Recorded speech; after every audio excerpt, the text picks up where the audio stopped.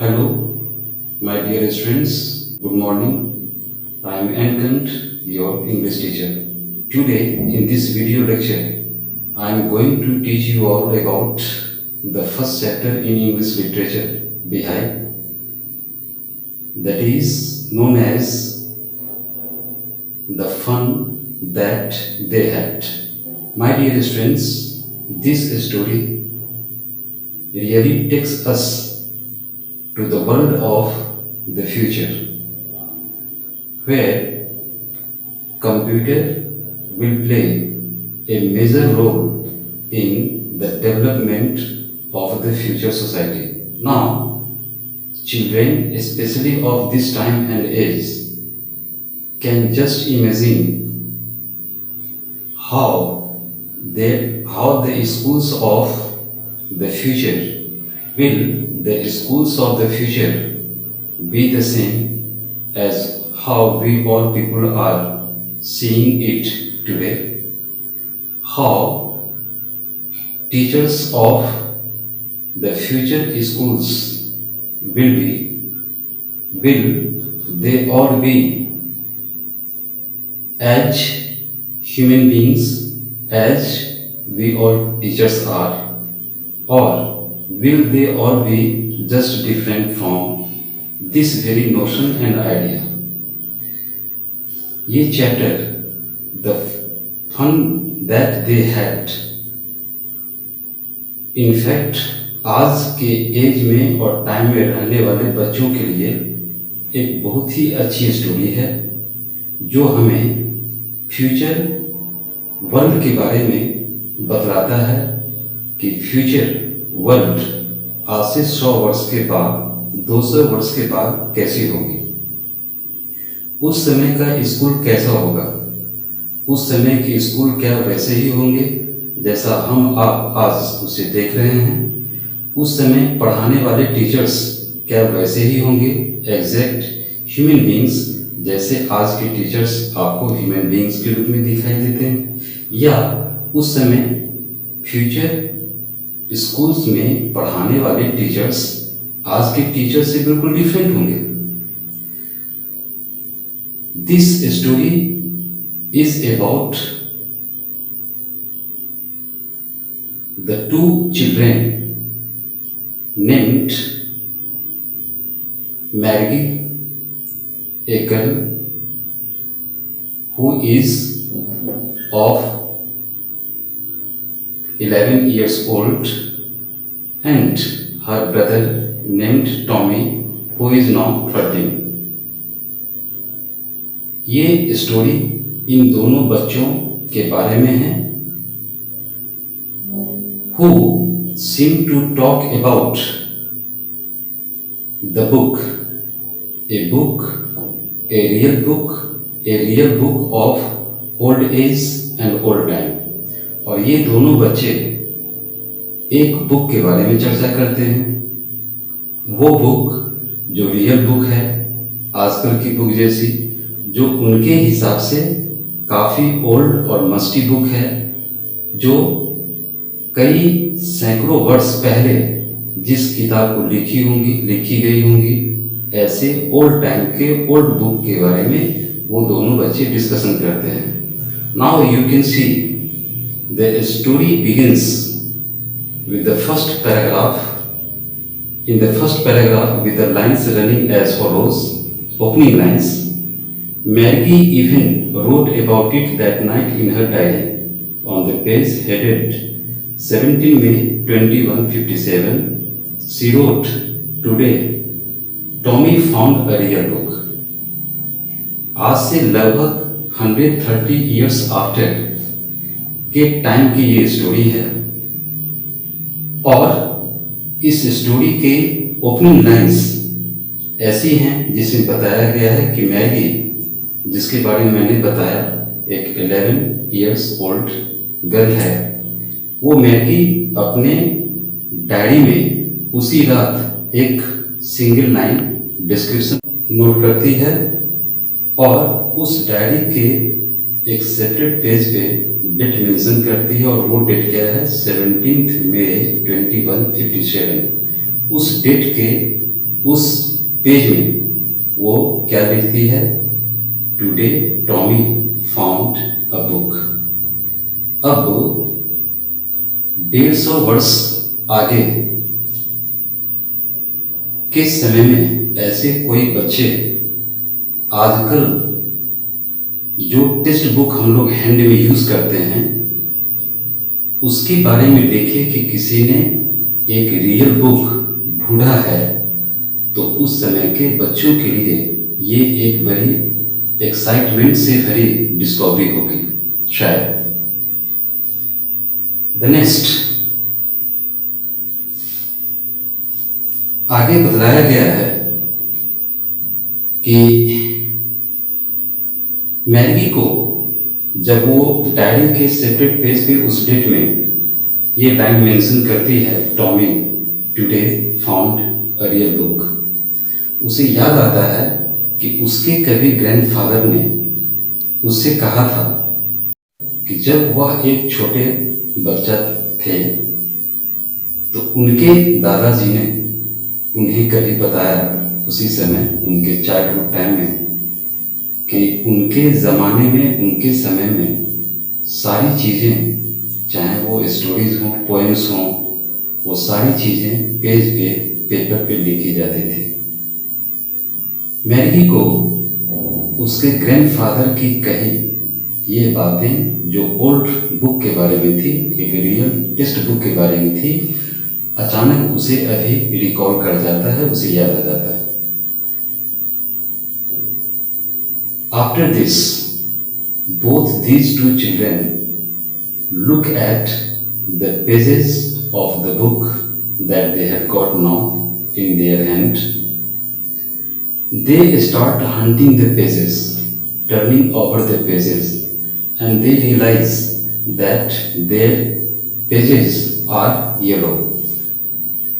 And on every page, there are some words and lines, very fixed and stable,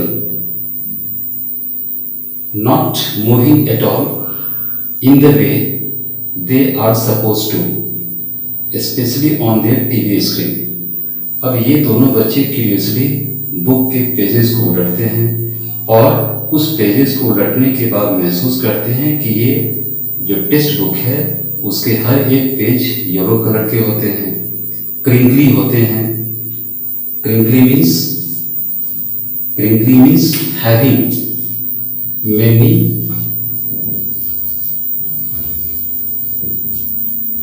folds और lines. Pages yellow और crinkly होते हैं और हर page के word और लाइंस स्टेबल होते हैं, फिक्स्ड होते हैं, वो मूव नहीं करते हैं उस तरह जिस तरह से उनके टेलीविजन के स्क्रीन पे वर्ड्स मूव करते नजर आते हैं। In the second paragraph of the story, the author highlights and describes the negative approaches of these two children to that very old and musty book of old time.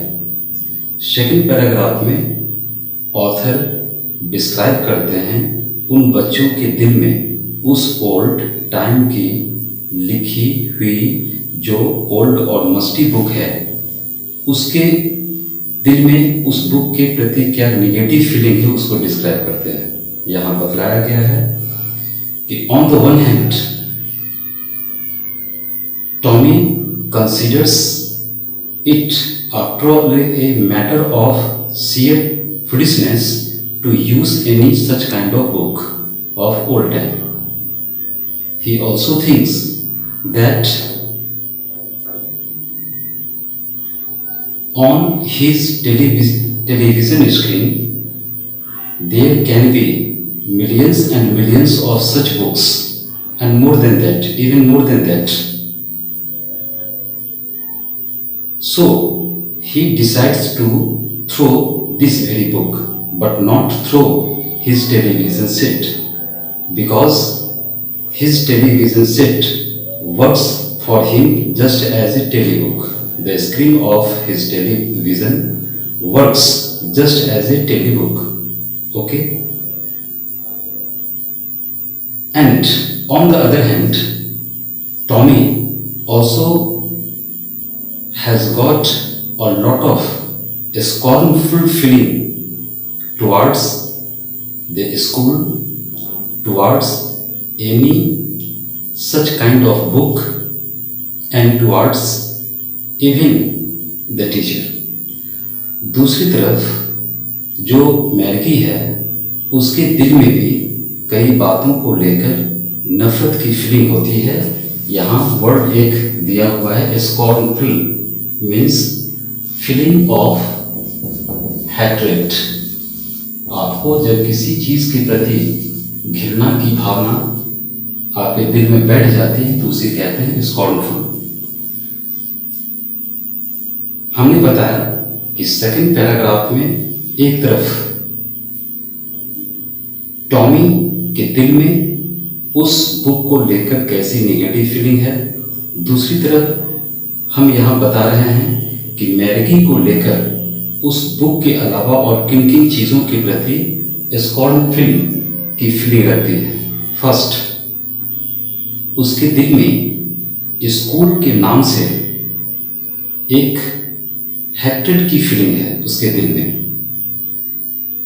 School ही क्यों, आगे ये भी बताया गया है. She had also got the strong feeling of hatred in her heart towards the book. School के बाद ऐसी किसी बुक से भी के प्रति भी उसके दिल में नफरत की फीलिंग है. सेकंड पैराग्राफ में कहीं एक जगह मैगी टॉमी से पूछती है, Where did you find this very book? तो मैगी को जवाब देते हुए टॉमी कहता है, In my house, just in the attic. यहाँ एक वर्ड है एटिक. एटिक का मीनिंग होता है घर में रूफ के नीचे एक बॉक्स टाइप का जो बना होता है जिसे हम स्टोर हाउस के रूप में यूज करते हैं, जहाँ यूजलेस चीज़ों को रख देते हैं, उसे कहते हैं एटिक. वो बतलाता है कि I have found out this very book in the attic of my house. Third paragraph में यहाँ बतलाया गया है, जिसकी मैंने पहले ही चर्चा कर दी, कि मैगी को कई चीज़ों के प्रति नफरत होती है. फर्स्ट, स्कूल के नाम से, सेकंड बुक के नाम से. अब यहाँ बतलाया गया है कि बुक के नाम से उसे इतनी नफरत है कि वो पूछ बैठती है कि what this book is about. Tommy से टॉमी जवाब देता है, this book is about school. यह बुक स्कूल के बारे में है. अब स्कूल के बारे में ये बुक लिखी हुई है, ये सुन करके ऑथर बतलाते हैं, she was scornful, her heart was full of hatred. Okay, let's know what was the third thing Maggie ever disliked doing most. हम लोग अब ये जानेंगे कि वो तीसरी कौन सी चीज थी स्कूल और बुक के बाद जिसे वो करना हर समय नापसंद करते थे. आगे थर्ड पैराग्राफ में ही बताया गया है कि her mechanical teacher whose name was County Inspector was used to give her test after test, especially in geography. And as a result of this, she continued on showing her worse and worse performance. This was the third thing she ever disliked doing most. फिर next paragraph में बतलाया गया है कि besides these all three things, there was also another thing which she ever disliked doing most. इन 3 चीज़ों के अलावा चौथी भी चीज़ थी जिसे वो करना बिल्कुल नापसंद करती थी। What was that? That was submitting her test papers and homework in that very slot. Slot is what? It is a kind of